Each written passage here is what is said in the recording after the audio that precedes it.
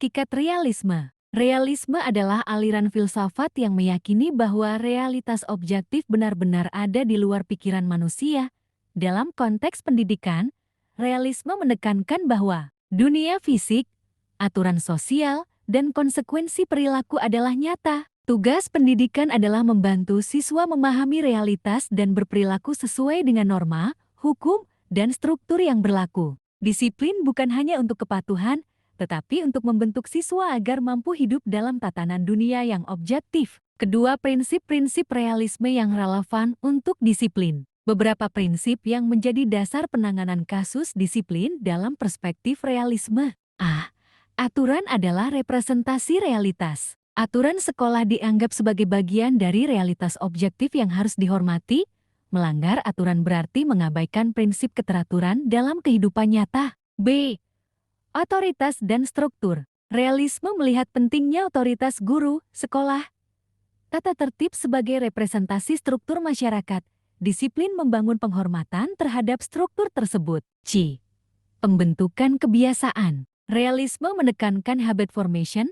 Siswa dibantu membangun kebiasaan positif melalui aturan yang jelas dan pembiasaan terus-menerus. Ketiga, pendekatan realisme dalam menangani kasus disiplin. Dalam praktiknya, penanganan kasus disiplin dengan perspektif realisme mencakup a.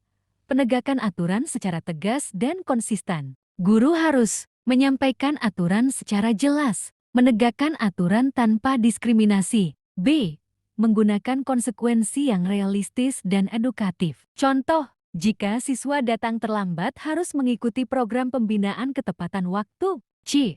Menekankan tanggung jawab pribadi. Siswa dilatih menyadari bahwa tiap tindakan mereka memiliki dampak nyata. Proses refleksi diarahkan untuk mengakui kesalahan, memahami realitas akibat perilaku. D. Lingkungan belajar yang tertib. Realisme menekankan bahwa lingkungan fisik dan sosial harus stabil agar proses pendidikan berjalan optimal. Karena itu, menciptakan kelas yang rapi, tertata, dan kondusif adalah bagian integral dari pendekatan disiplin ini.